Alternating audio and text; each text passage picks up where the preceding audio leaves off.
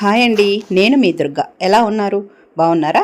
నేను కూడా చాలా బాగున్నానండి. అలాగే మీ అందరూ కూడా బాగుండాలని మనస్ఫూర్తిగా కోరుకుంటున్నాను. అయితే ఈరోజు వీడియో వచ్చేసి పప్పు అండి, ఆకుకూర పప్పు అనమాట. సెలోన్ బచ్చలి అంటారు కదండి, ఆ బచ్చల కూర పప్పు అనమాట. మా గార్డెన్లోనే ఉంది, కింద కూడా ఉందండి, పైన బాల్కనీలో కూడా పెట్టానమాట. ఇది కూడా చూసారు కదా, కరివేపాకు ఎంత బాగా వచ్చిందో. బాల్కనీలో పెరుగుతుందండి, కింద కూడా ఒకటి పెట్టారనమాట. అవి బాగా వస్తుంది, ఇది కూడా బాగా వస్తుంది. ఇది చూసారు కదండి, ఇదేనండి సెలోన్ బచ్చలి. కింద కూడా కొంచెం ఉందన్నమాట. ఇంకా ఇంతకుముందు వండినప్పుడు కాడలు ఉంటాయి కదండి, ఆ కాడలు కూడా ఇక్కడ పైన ఇట్లా గుచ్చానమాట. చక్కగా వచ్చేసినాయి, కాడలతో కూడా మంచిగా పెరుగుతాయండి.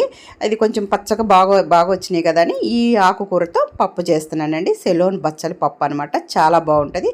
పచ్చడి కూడా చేసుకోవచ్చు, అలాగే పప్పు కూడా చేసుకోవచ్చు అనమాట. ఇవైతే ఈరోజు మార్నింగే కట్ చేసేస్తున్నాను. ఇదిగోండి చూసారు కదా, మార్నింగ్ వచ్చేసి 6:30 6:45 ఏమో అయిందండి టైము.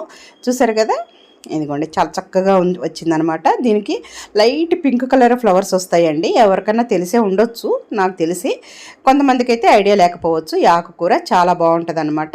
ఇదిగోండి చూసారు కదా, ఇప్పుడైతే శుభ్రంగా ఇట్లానే కొమ్మలతోనే కడిగేసానండి. 2-3 సార్లు శుభ్రంగా ఈ విధంగా కడిగేసి తీసుకొచ్చాను. ఇదిగోండి చూసారు కదా ఎంత పచ్చగా ఉందో. కింద కూడా ఒక 2 కొమ్మలు కోయించాను అన్నమాట. పైన ఉన్నాయి సరిపోవని చెప్పేసి ఇంకా 2 కొమ్మలు కింద నుంచి తీసుకొచ్చానండి. ఇదిగోండి చూసారు కదా, ఇప్పుడైతే దీన్ని శుభ్రంగా కట్ చేసేసుకుందామండి సన్నగా. లేత కాడల వరకు అయితే పప్పులో యూజ్ చేసుకోవచ్చండి. కొంచెం ముదిరిన కాడలు అయితే మనం మళ్ళీ కుండీలో అలా గుచ్చేస్తే వచ్చేస్తాయండి.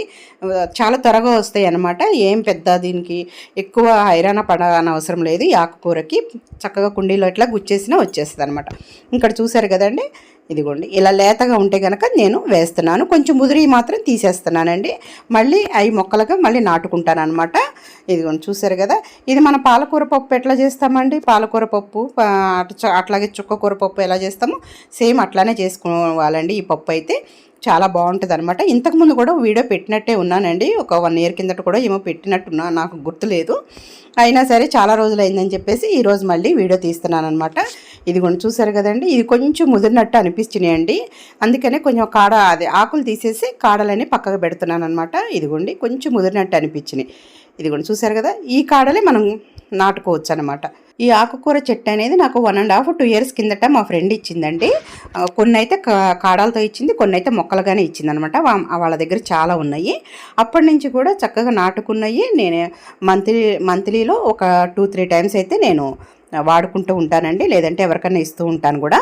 చాలా టేస్టీగా ఉంటుంది. హెల్త్ బెనిఫిట్స్ కూడా చాలా ఉన్నాయండి దీంట్లో. చూసారు కదండి, ఈ విధంగా సన్నగా కట్ చేసేసుకొని వేరే బౌల్లో వేసుకుందామండి. ఇదిగోండి ఈ విధంగా కట్ చేసుకోవాలన్నమాట. తర్వాత పచ్చిమిరపకాయలు కూడా కట్ చేసుకుందాము. ఒక 4 పచ్చిమిరపకాయలు అయితే నేను తీసి ఈ విధంగా కట్ చేసేస్తున్నానండి. ఇదిగోండి ఇలా. ఓన్లీ మీరు పచ్చిమిరపకాయలతోనన్నా మీరు పచ్చిమిరపకాయల కారం అయినా వాడవచ్చు, లేదంటే నార్మల్ కారమైనా ఎండుమిరపకాయల కారం ఉంటుంది కదండి, అదైనా మీరు వాడుకోవచ్చు అనమాట. ఓకేనండి, ఇదిగోండి ఇవి అయితే కట్ చేసేసాను. ఇప్పుడు ఒక చిన్న ఉల్లిపాయ వేస్తున్నానండి. ఉల్లిపాయ టేస్ట్ కూడా చాలా బాగుంటుంది అనమాట. ఇదిగోండి చూసారు కదా, దీంట్లో సగమే వేస్తున్నాను, సగం అయితే వేయట్లేదు. లాస్ట్ సైజు ఇదే ఉందన్నమాట, చిన్నది. ఇంకా దాంట్లోనే హాఫ్ ఉల్లిపాయ వేస్తున్నాను, హాఫ్ ఉల్లిపాయ అయితే పక్కకు పెట్టేశానండి. ఇదిగోండి చూసారు కదా, ఈ విధంగా సన్నగా కట్ చేసుకుని ఇవి కూడా పక్కన పెట్టేసుకుందామండి. దీంట్లో చింతపండు బదులు మామిడికాయ వేస్తున్నానండి, పులుపు కోసం అనమాట. ఇది చూసారు కదా, మొన్న 4 మామిడికాయలు మాకు తెలిసిన వాళ్ళు ఇచ్చారనమాట. ఆ 4 మామిడికాయల్లో ఒక మామిడికాయ అయితే నేను దీంట్లో వేస్తున్నాను. ఆల్రెడీ ఒక మామిడికాయతో మొన్న ఉగాదికి పచ్చడి చేసేసానండి. అలాగే ఇంకా 2 మామిడికాయలతో మామిడికాయ ముక్కల పచ్చడి అనమాట. సన్నగా ముక్కలు కట్ చేసి అప్పుడప్పుడు వాడుకునేలాగా ముక్కల పచ్చడి అంటే ఆవకాయ పచ్చడి అండి. కొంచెం 2 మామిడికాయల వరకు పట్టాను అనమాట. మీకు షార్ట్ వీడియో కూడా మీకు పెట్టాను, ఒకసారి చూడండి. ఓకేనండి, ఈ మామిడికాయ మొత్తం కూడా నేను వేయట్లేదండి, కొంచెం పుల్లగానే ఉన్నాయన్నమాట. దీంట్లో ఒక సగం వేస్తాను, సరిపోతుందండి. నేను కొంచెమే చేస్తున్నాను పప్పు అనేది. చూసారు కదండి, ఈ విధంగా మనం పైన తోలంతా ఇట్లా తీసేసుకొని ఈ చిన్న చిన్న ముక్కలుగా కట్ చేసేసుకుంటున్నాను. ఇదిగోండి డైరెక్ట్ ఇట్లా కూడా వేసేసేయచ్చు అనమాట, పప్పులో నలిగిపోతుంది. ఇదిగోండి ఈ విధంగా కట్ చేసేసుకొని మనం పప్పులో వాడేసుకుందాము. ఇంకా టమోటాలు చింతపండు ఏం వేయనవసరం లేదండి. ఈ మామిడికాయ లేకపోతే కనుక నేను చింతపండు కానీ ఒక 2 టమాటాలు కూడా వేసేదాన్ని, కొంచెం చింతపండు 2 టమాటాలు కూడా వేసేదాన్ని అనమాట. ఇప్పుడు మామిడికాయ ఉంది కాబట్టి ఓన్లీ మామిడికాయ ఒక్కటే వేస్తున్నాను. చూసారు కదండి, 1 సైడ్ మాత్రమే నేను కట్ చేసి వేస్తున్నానండి. 1 సైడ్ అయితే నేను వేరే కర్రీలో వండుతాను, అది కూడా మీకు చూపిస్తానండి. చూసారు కదా, ఇదిగోండి వన్ సైడ్ నేను కట్ చేశాను. ఇదిగోండి చూసారు కదా. ఇంకొక కొంచెం దాంట్లోది నేను వేరే గోరుచిక్కుడుకాయల కర్రీ కూడా వండుతున్నానండి. దాంట్లో వేస్తాను, చాలా బాగుంటుంది గోరుచిక్కుడుకాయ కర్రీలో మామిడికాయ వేస్తే. ఇది కూడా చూసారు కదా, ఈ విధంగా సన్నగా ముక్కలు కట్ చేసేసుకున్నానండి. మీకు చూపిస్తానండి. ఒక పక్కన కర్రీ పెట్టేశాను అనమాట, అయిపోవచ్చింది. ఇదిగోండి గోరుచిక్కుడుకాయలు 2 టమాటాలు వేసానండి. అలాగే ఇప్పుడు మామిడికాయ ముక్కలు కూడా వేస్తాను. ఇదైతే మగ్గుతుందండి. నేను ఇవన్నీ కట్ చేసేలోపు ఇది పొయ్యి మీద వేసాను, ఆల్రెడీ మగ్గుతుందనమాట. ఇది వాటర్ అయితే అసలు ఏం పోయట్లేదండి. ఈ కర్రీలో మనం మామిడికాయ వేస్తే చాలా బాగుంటుందండి. అలాగే జొన్న రొట్టెల్లోకి ఈవినింగ్ చపాతీ కానీ జొన్న రొట్టె కూడా చేసుకుంటాం కాబట్టి అందుకే నేను వాటర్ పోయకుండా దగ్గరగా వండుతున్నాను అనమాట. కొంచెం మగ్గాలనే అది ఒకసారి కలిపేసి మూత పెట్టానండి. తర్వాత నేను మామిడికాయ ముక్కలు వేస్తాను. ఇది కూడా చూసారు కదా, పప్పు ఒక చిన్న కప్పుతో పప్పు తీసుకున్నాను, కందిపప్పు. అలాగే ఒక 2-3 స్పూన్లు పచ్చిశనగపప్పు తీసుకున్నానండి. అవన్నీ శుభ్రంగా కడుక్కొని ఇప్పుడు మనం అవన్నీ కట్ చేసి పెట్టుకున్నాం కదండి, మామిడికాయ, సెలోన్ బచ్చలి, అలాగే ఉల్లిపాయ, అలాగే పచ్చిమిరపకాయలు అని కట్ చేసుకున్నాం కదా, అవన్నీ కూడా దీంట్లో వేసేద్దామండి. వేసిన తర్వాత కొంచెం కారం వేసుకుంటుందాము. నేనైతే కొంచెం కారం వేస్తానండి, మీ ఇష్టం ఉంటే వేసుకోండి, లేకుంటే లేదు. పచ్చికారమైనా అంటే పచ్చిమిరపకాయలతోనైనా సరిపోతుంది అనమాట, బాగుంటుంది.